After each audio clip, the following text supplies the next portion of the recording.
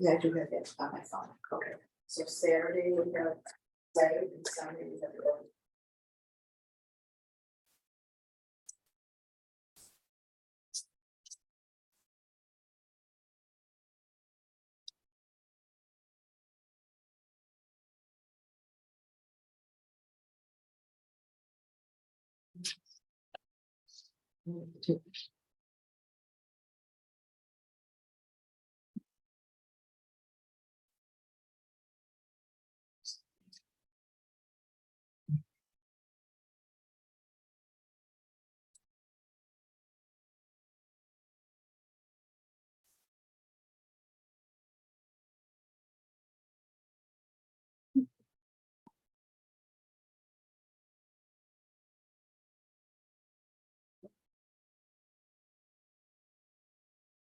What's a diet Coke?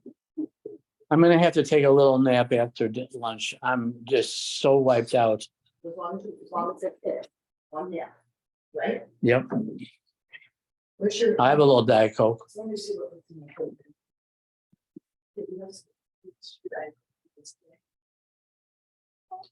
That's not mine, Who's this? not mine. See.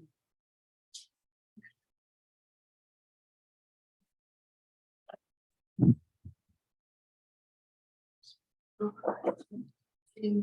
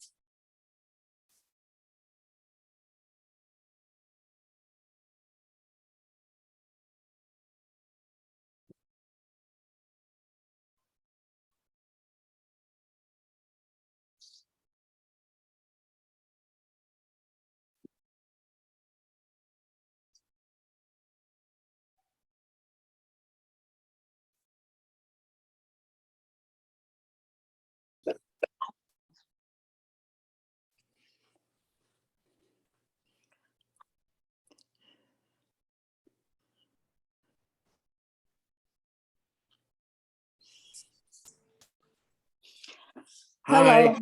Hi. Hi, Lois. Hey, Sam. Hey, everybody. It's good to see your avatars, which look surprisingly similar. We must be related. It must be. Must be.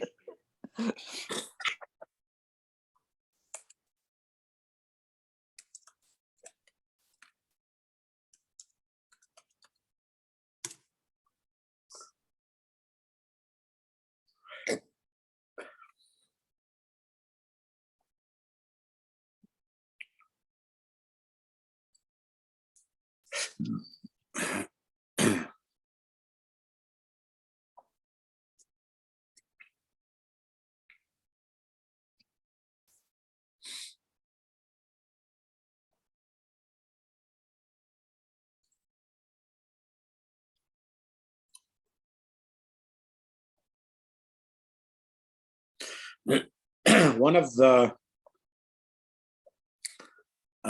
themes that I find myself coming back to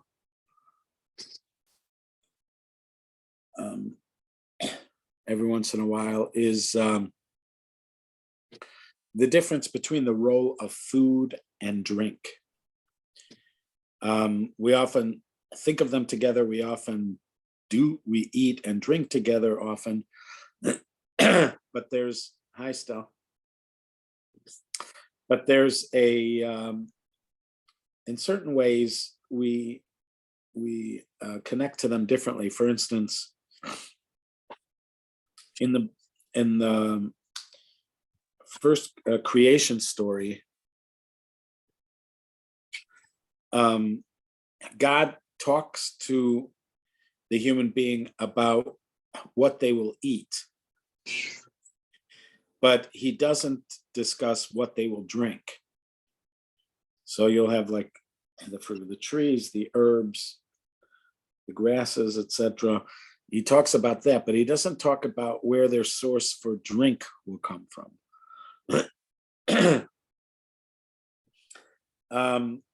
Also, when just in our own lives, we tend to, when it comes to eating, we tend to plan eating. Eating happens at a particular time. It's more formal, obviously, depending on the culture. But even we recognize that a more sophisticated culture has more etiquette and form when it comes to eating. Not necessarily that when it comes to drinking. We don't have planned drinking sessions. I mean, Jackie Mason has that joke about the difference between Gentiles and Jews. Like a Gentile will turn to their friend after a play and say, you want to get something to drink, and a Jew will say, you want to get something to eat, right? But and so you could say different cultures, drinking plays more of a formal role, but for the most part, it's about eating and drinking. So I mean, eating is again, we need both eating and drinking, but they're treated just a little bit differently. In the desert, you do have God dealing with each need. You have him dealing with drinking early on, even in Beshalach, because they come up, they haven't had water in a few days, and then they come across a place that has bitter water. So Moshe has to sweeten the water. It's still a little bit different, though. Or maybe he's going to get water from a rock. It seems, though, like when he's getting water from the rock, that it's only because there's a kind of expectation that water would be more naturally available. But when it comes to the food, it's like a formal thing. The mun is going to fall. It's going to fall at a certain time. It's going to fall in a certain way. You have to collect it in a certain way. You can only collect it these days. You can't collect it other days. There just seems to be more form and etiquette when it comes to it. And I bring this up because we were just talking about these showbreads. So if you're in the inside of the tabernacle or in the inside of the Beit HaMikdash, there's furniture. You've got tapestries and other kinds of things, but there's actual, like what we'll call furniture. There's the menorah, which is the candelabra, which provides light. When you're inside of a building, you need something to provide light. And then you have the showbreads, and the table for the showbreads. So the thing, I guess, that comes closest in our experience would be our table, like our dining room table or our kitchen table.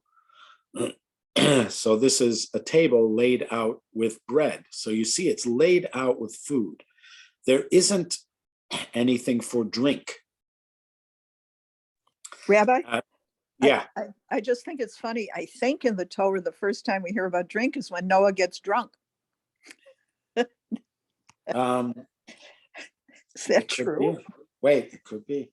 Wait, let's see. Think about that. Let's think about that. So what's happened up until then?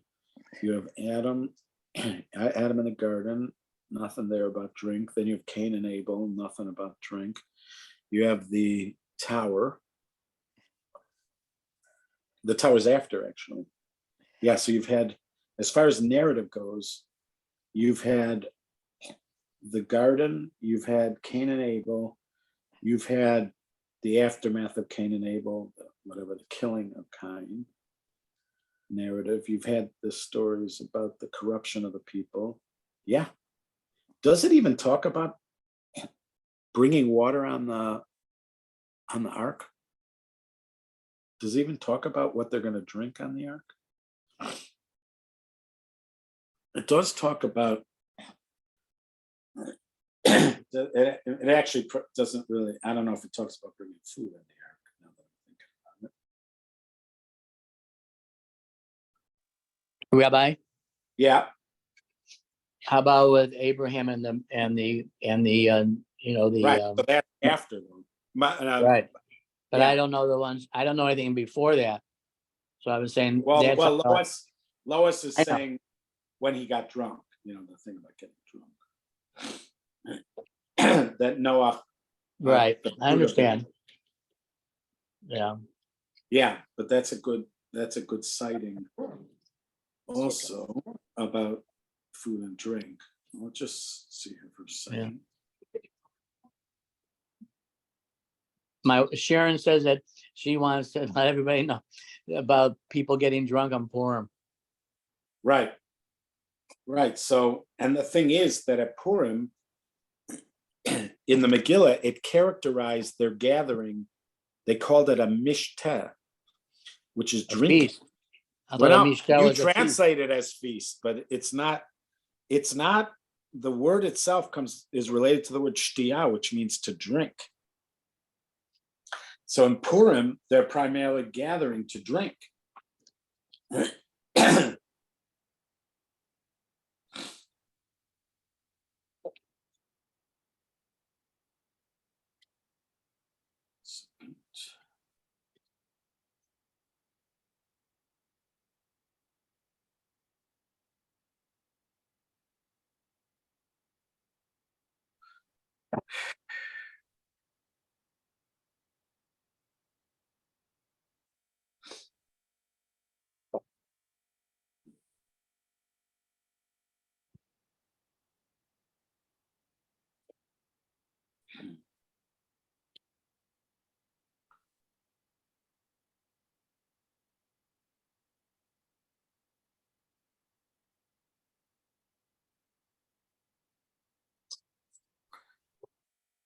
For you partake of everything that is eaten and stored away to serve as food for you and for them. So this is Perek Vav Pasuk Kof Aleph. Va'ata, and you, kach lecha mikol ma'achal asher ye'achal, take all food that is eaten, that will be eaten, va'asafta elecha, and gather it to you, v'haya lecha ulehem la'achla, and it will be for you and for them to eat it. So it talks about food, but it doesn't talk about what they're going to drink.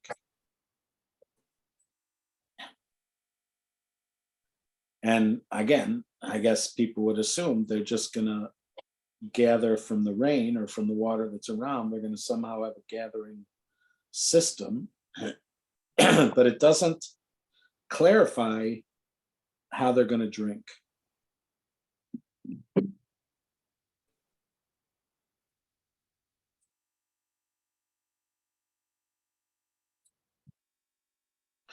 And it doesn't describe how they got drink. And then we have that story that it's just so funny also because it's all about water, but it doesn't talk about how they drank. And then you have Noah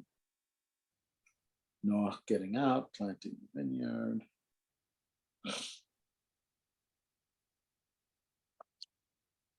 It even talks about the fact that you're going to start to be able to eat meat. Man. And then at the story,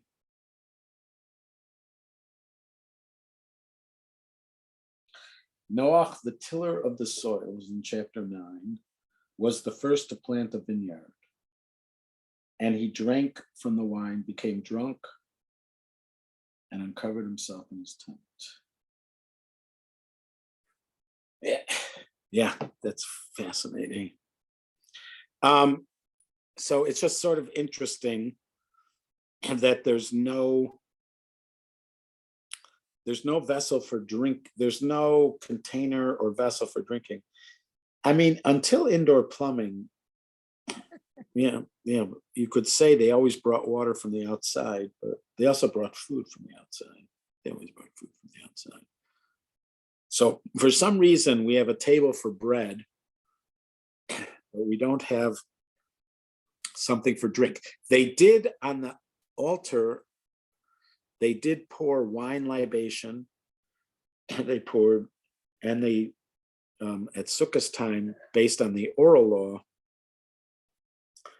they poured a water libation on the altar. So the altar had food and drink, the outside altar. But the inside building, the furniture on the inside, did not have something for drink. Drink is just different, food and drink, especially water. Okay, so I just thought I'd bring that up. So we've been talking now about, we're going to talk today about the Ketoras. So he shitziva hakohanim lahaktir Ketoras. So this is mitzvah number 28. And mitzvah number 28 is that the Kohanim are commanded to burn incense each day, twice. And they do it on the gold altar. The gold altar is the third piece of furniture that you encounter. There's going to be one more piece of furniture, which is in the Holy of Holies, and that's the Ark. But in the general chamber of both the tabernacle and the Beit HaMikdash, you would encounter, this is item number 3, which is what's called the golden altar. This was an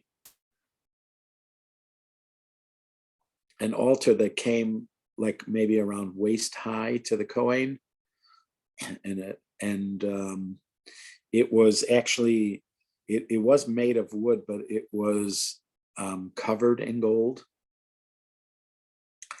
and it was used almost exclusively for the incense. There was a point where you did sprinkle blood on it on Yom Kippur, but for the most part, this was exclusive to the incense. So they would bring incense in the morning. As it says, Vahu Amru Yisbarach, as God said, and Aaron should burn incense of spices each morning when he's arranging the fire on the they translate it as lamps. Some people use the word candle even though they didn't have candles. So he was preparing the lamps. Remember, with the menorah, strictly speaking, it was designed to be lit overnight, with the likelihood that it would go out by morning, which makes sense because there is that's the dark time overnight. We did see that, although strictly speaking that was okay, they did try to keep the menorah going always. There is a teaching that the menorah is not there because you need light inside, but rather the menorah is an expression of the idea that the light shown outward, that there is some kind of deep wisdom and maybe even prophecy that emanates from the Mishkan or from the Beit HaMikdash. The design of the windows is such that they were really designed to make it so that the light from within can shine outwardly. So it's not that the Mishkan, they're not doing this because the Mishkan needs light. They're lighting the menorah because the Jewish people need light. So you could see why you'd want to keep the menorah going as much as possible. And we talked about how it does use the word tamid always when it comes to the menorah, but that strictly speaking, that's understood to mean regularly. In other words, that the menorah is lit every day, but not necessarily is the requirement that it's lit all day. But again, it does seem like they tried to get it that way. But in the morning, as part of the morning services, at a certain point in the morning after like first light, so they would open up the doors to the Beit HaMikdash, and Kohanim would go inside and start. They had work to do inside, they had work to do outside. Think of them again as a kind of staff of service. So they're arranging things so that everything should be working properly. So part of their work is making sure that the candles, that the lamps are prepared so that they can be lit later in the day. So they're going to be cleaned out. New oil is going to be put in them. New wicks are going to be put in them. The wicks themselves are going to be lit so that you can start drawing the oil, then they blow it out. So all that's going to happen in the morning. And when you did that, you also lit the first of the incense. And then, yes.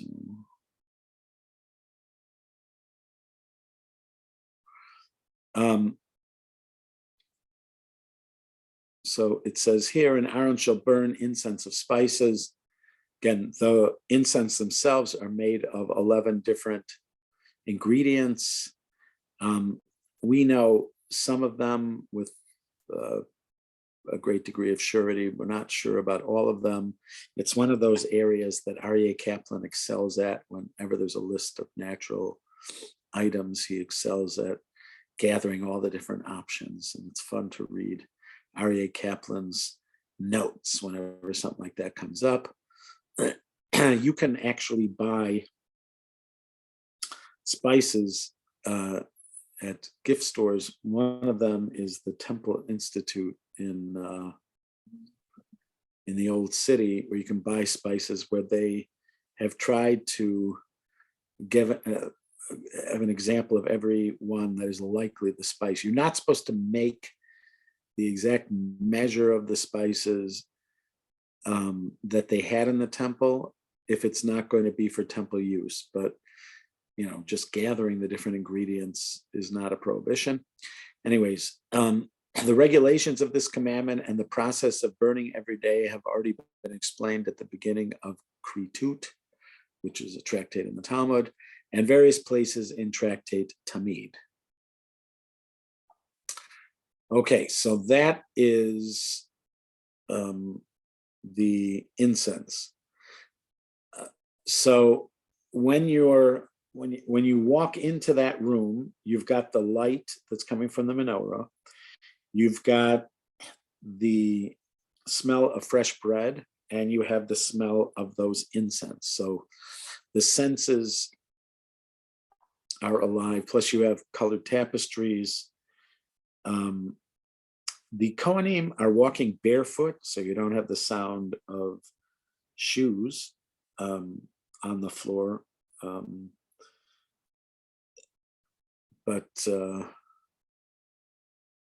Yeah, so I guess if there is sound that's happening inside, it would be maybe the crackling of the fire of the incense, but otherwise it would be silent on the inside. Rabbi, is Yeah. this all done, like you say, maybe at first light or Yeah. in preparation to go and do the sacrifices? Is that what they're It's doing? all going on around the same time. That's like when he said the Tamid, he said the tractate Tamid.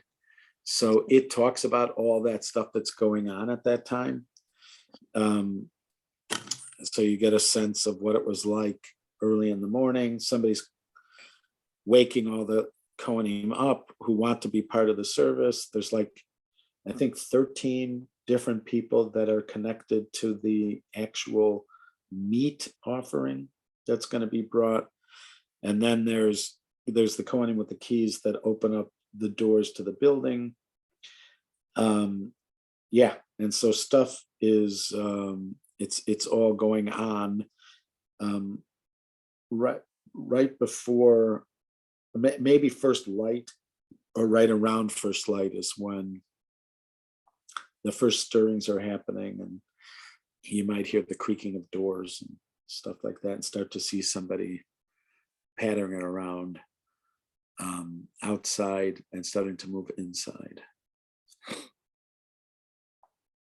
There's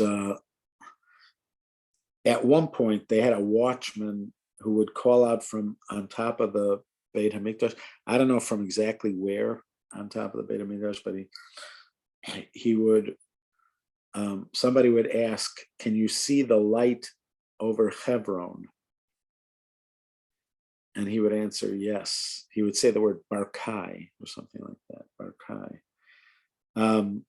And then that was the signal that they could, because you're not allowed to, you can't offer that offering before Alot HaShachar. I think there was one time where there was some light that they thought was sunrise, and it wasn't sunrise. It might have been the moon still.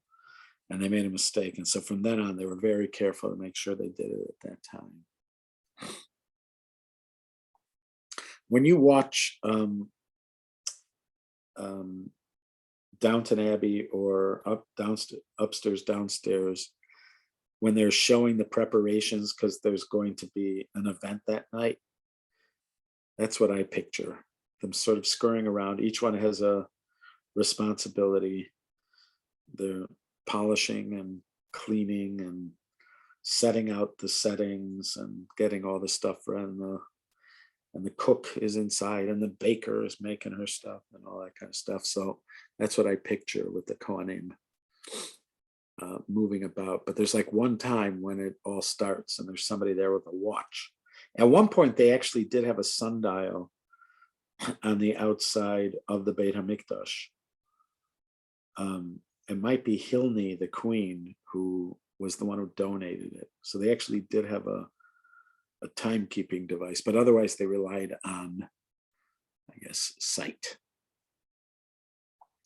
Okay, so next we have the fire on the altar. And when we talk about an eternal flame, this is it. The eternal flame is on the altar. It is not from the menorah. The menorah is not an eternal flame. The menorah is a consistent flame. So it's every day. That's what it means, tamid by the menorah. But here, it is not supposed to go out. And that is that he commanded us to burn a fire on the altar every day, continuously. And that is his may be exalted saying, a continual fire shall be burning on the altar, not to go out. And this is only possible with his having commanded to place fire continually on the wood in the morning and in the afternoon. And it is explained in the second chapter of Yuma, the Tractate of Tamid. So this was also a very important gesture of the Kohanim. It was part of, they had to make sure that that fire was properly burning, which meant that they had to make sure that wood was ready on the altar in the morning when they're going to need more fire, and that wood is feeding the fire at different times as they need it.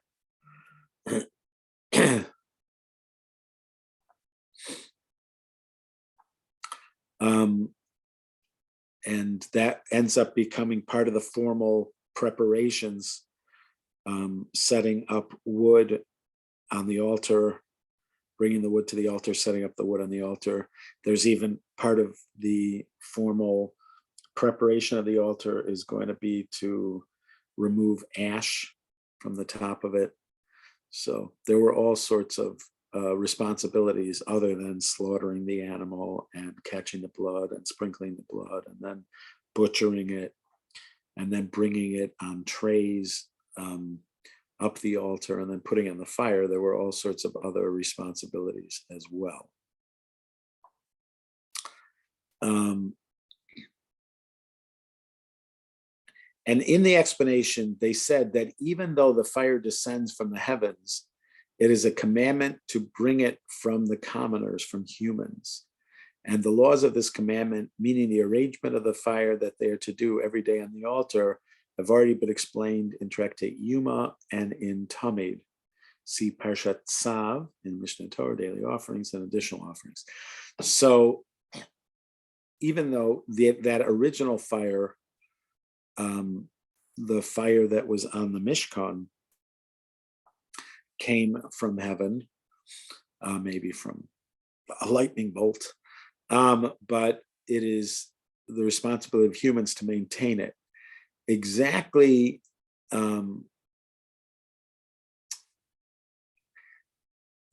like when they were traveling, for instance, we would imagine that they have coals that there's somebody who's like a keeper of the coals. With the Mishkan, with the Beit HaMikdash, when you're in one place, you just have to have somebody just watching that at all times. Obviously, in big storms, if there's a rainstorm or a lot of wind, or if there's a snowstorm, it could be a great challenge to keep it going. But this was a part of their job, and there were clearly people whose expertise was making sure that fire stayed lit under all circumstances, because that is the continuous fire. Okay, now we have taken out the garbage, which I alluded to already. The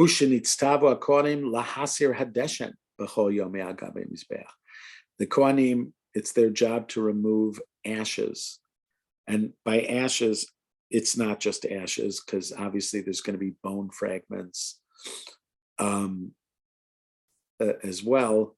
And so they have to remove that from the altar every day. And this is called the elevation of the ashes. And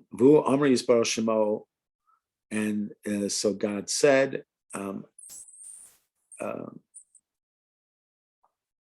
he shall, here it says, he shall put on other vestments. So he had special clothing for the taking out of the ashes and carry the ashes. And the laws of this commandment have already been explained in Tamid and Yuma, like the previous ones. They didn't necessarily completely empty the altar of ashes every day. They would take some of the ashes down, but it wasn't required that they remove all the ashes every day. So it ends up that you would have a mound of ashes on top of the altar, and that was considered sort of honorable for the altar to have some ashes on it. And then they would have a couple step process. They had a place at the bottom of the ramp of the altar where they would bring the ashes from this Trumas Hadeshen, and eventually they would transport the ashes from there to a place outside the walls. There's a place outside the walls which was a kind of hazardous material dump or hazardous waste, in this case, sanctified material, because this stuff is still meant to be treated with some degree of dignity, even though at this point it's ashes and bone. So they had another place where they would put it outside the city walls.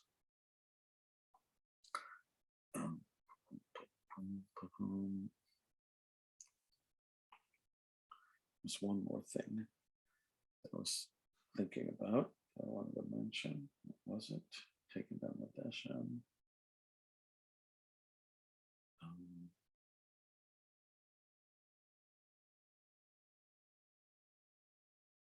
Yeah.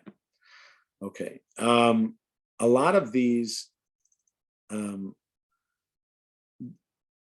steps eventually became subject to a kind of raffle or lottery.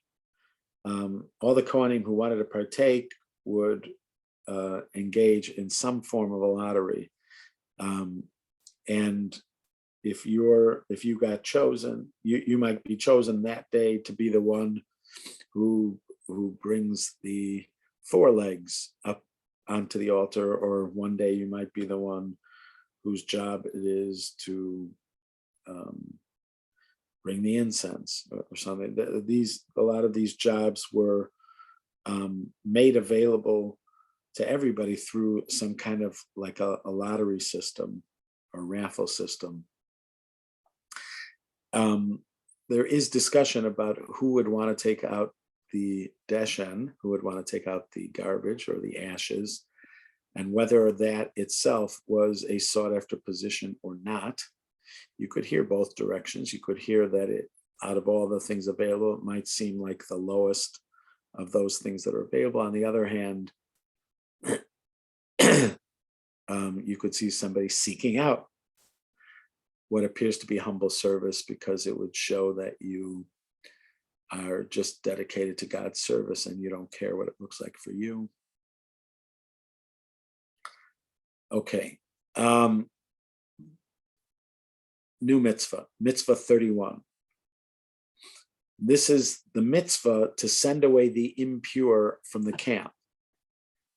And that is his, may be exalted, saying that they remove from camp anyone with tzara'at or a discharge.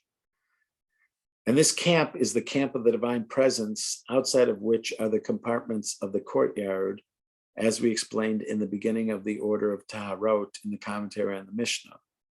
And it is written in the Sifrei that they remove from the camp. This is a prohibition for the impure not to enter the temple while impure. This command was already repeated with a different language. If anyone among you has been rendered unclean by a nocturnal emission, he must leave the camp, meaning the camp of the divine presence. So here you're even talking about somebody, let's say he's a male priest who does not have Zov, he doesn't have a sexually transmitted disease, he doesn't have, or something like a sexually transmitted disease, he doesn't have tzara'at, he's still, just by having an emission of semen, he's already unclean for a day. Also, let's say somebody found a dead mouse and was removing the dead mouse from the area, he also would be unclean. That person would be unclean. In these different cases, the Kohen would have to leave the area of the Beit HaMikdash, which is called the divine camp. And then he'd have to wait till, he'd have to go to the mikvah and then wait till 3 stars come out, and then he could come back and work there. So anybody who came in contact with something that would make you unclean or impure would have to leave. Certainly somebody who came in contact with a dead body or was even in the same room as a dead body. So let's say a Kohen passed away in a room with other Kohanim, they all have to leave because you're not allowed to remain in the divine camp if you are connected to impurity. The language of the Mechilta is instruct the Israelites that they remove from camp is a positive commandment. From where do we know that? It is a negative commandment. So it has a positive commandment and a negative commandment. And they shall not defile the camp.